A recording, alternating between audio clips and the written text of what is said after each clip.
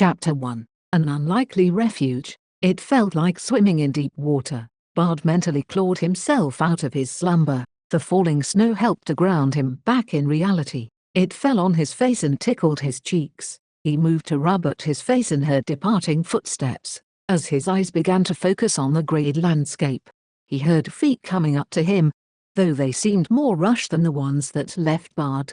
Sen's voice stuck out. "Are you okay? Are you hurt?" Her face came into view, and he focused his gaze on her. He sat up as he worked on getting to a standing position. "I'm fine. Just, what happened?" he asked, confused. Weren't they surrounded by the shades? There was that white light and then a strange tiredness. A thought pricked the back of his memories and his eyes went wide as he looked about. He had experienced this before. So who was it? "We were attacked before a white light began taking out the shades. We woke up and saw you laying there with something by you before it left," Sen said. Ruger was beside her and nodded as well. So those retreating steps weren't his imagination. He looked around, hoping to spot that being Bard.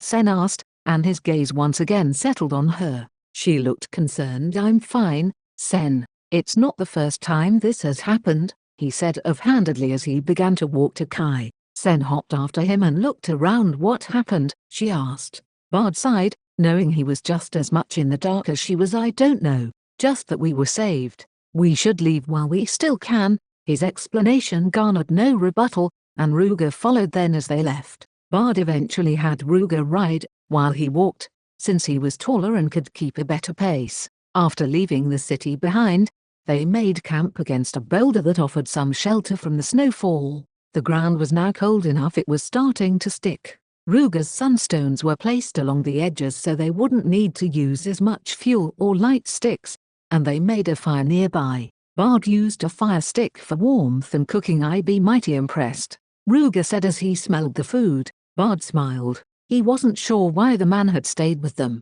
but at least he wasn't hostile. "How far be ye travels?" Ruger asked. "We have a long way to go," Bard said. The snows blew harder and Bard looked up at the sky. It was like Healer had said, snow much earlier, and in conjunction, a colder winter. How would they get through this? "You look it, I'll be traveling with this weather. I can't advise such a thing," Ruger said. He looked at Sen, watching her hair. "So what are you advising?" Bard prompted. Sen watched, more confused. "Bard, how can you understand him? Is he speaking Tekka or some other language?" Sen asked. Ruger straightened and then laughed. "Well, lad, I do have a something in mind. Though, you might be needing to explain things to our lady," he prompted, and Bard sighed. Ruger was enjoying this. "Ruger is speaking Tekka, but as we travel, there will be dialects and other differences and nuances to how they say the words. It's partially environmental and partially because there are things you can only find in certain regions,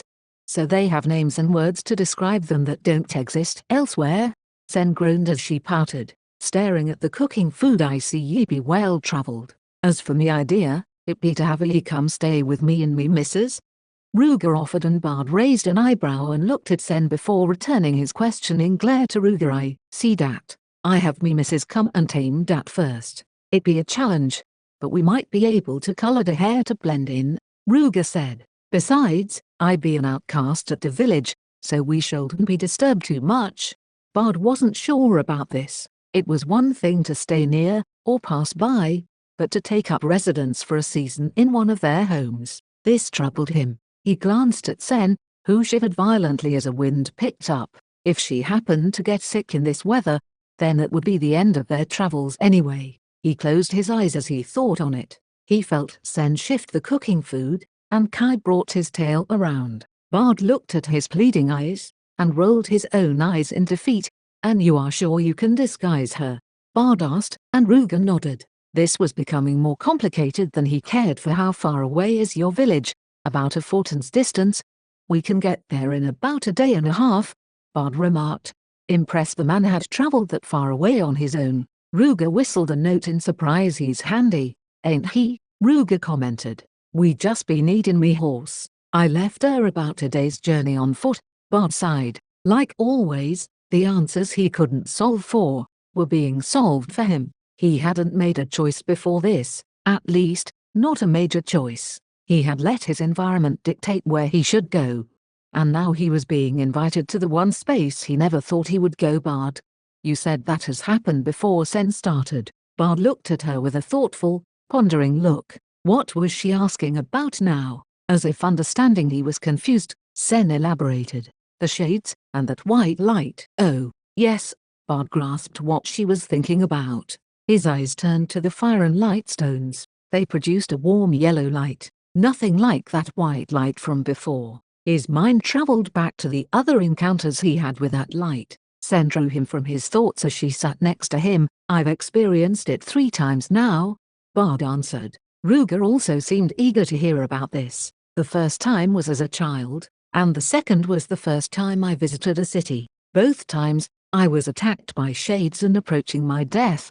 Bard said, does that mean we don't need to worry about the shades? No, I've nearly died to them other times, but I was saved by others, or the sun came out. It has only been 3 times that I have seen that white light like that.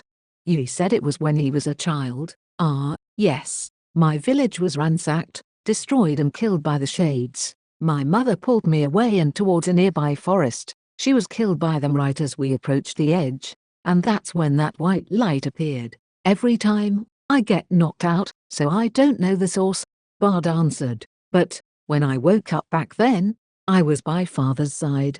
Sen seemed quiet, but Ruger was seemingly less so he was raised by a dryad den. Is that why you both traveled together? What? Sen shouted. No, no, it's not like that. Her face blushed a deep red. Ruger laughed at her cute reaction. Father is an ancient tree, an elder tree, to be exact. He sent me out, too. Bard paused, realizing he was about to divulge his mission, and stopped. Sen looked at him with a strange form of curiosity. Well, he was the one who had me and Kai start our journey. It was happenstance that I ran into Sen, and now we are engaged. Ruger whistled in surprise and then grinned. So it'd be like that then? He laughed. Why didn't he say so sooner, eh? This will make it easier then. What will be easier? Sen asked, and Bard was proud of her for catching that. Ruger's accent was getting a bit thick in this jovial state. Why? You both will be a married couple I ran into outside the city. This way, the village folk will leave ye alone for the winter, Ruger said. Before Sen could contend that they weren't married, Bard spoke first. And why would it make a difference if we are married or not? Sen was about to say something, when Bard motioned for her to stay silent for a bit because me brother, the next village chief, will see a lovely Sen and want her for himself. But if ye be married, then he won't be bothering us as much, Ruger said. The more Ruger explained his reasoning, the more Bard felt uncomfortable with going and staying at the village. Even if it could be more convenient, it seemed to have more troubles than he would like to deal with. Sounds risky. What do we gain by staying with you? Bard asked. Sen looked at Ruger, who seemed to be rolling his eyes to say. It was obvious it'd be more risky in this weather. We get winter like this every decade. It'll be a rough one. Last too long. Ye supplies don't be looking like they can handle that. And I like ye. I will sneak ye in, and you stay inside. What about Kai? Sen asked, and Bard looked at his faithful companion. Let him hunt in the plains. At night, he can guard the house just by being nearby. If it become a problem, we can explain and reveal ye. Bard sighed. If it was a once-in-a-decade winter, then he wasn't equipped to handle it. He liked this option less and less. But there was still the possibility it could work out just fine. Sen quietly observed him, likely waiting for him to reveal his thoughts. Bard asked for other details. He still couldn't come to a conclusion. Ruger found it frustrating, but if it meant he could have a guest, well, he seemed a bit too eager. What Bard found out could be summarized with a few thoughts. Ruger had an odd interest in shades and abandoned cities. He wasn't averse to gathering resources from forests either, so long as it furthered his and his wife's hobbies. He liked old weaponry and technology, while his wife was a herbalist and healer. Most humans only came by if they were very sick, as she could work miracles, but because of his hobbies, they chose to avoid him and his house. His kids were quite young, so other than they would run around and cry, they hadn't begun to formulate sentences yet. This would be to their advantage, as they didn't need the kids talking about dryads and visitors if they ran into people. His house was at the edge of the village,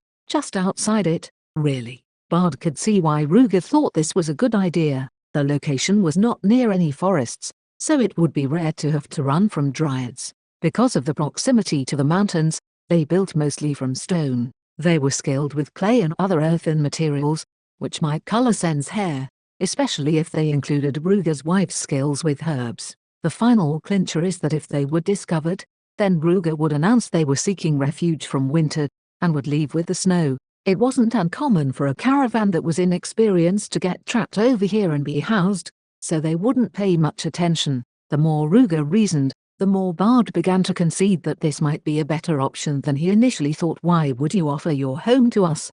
Sen asked. That was the final concern. It would be rare for anyone to take in a wanderer, let alone a stranger. Simple. "Ye have a dryad that speaks human. I can smell the herbs on ye, and me missus would love company. It's not be a common thing for her, since we be married, to have guests that not be sick." "A very simple reason," Bard said. He sat up straight and watched the shifting shades outside their light. "How about this? While we travel, we will consider it some more. I'm not sold, but I can see your points. While we travel, we can get to know each other and determine if this would be a wise thing to do."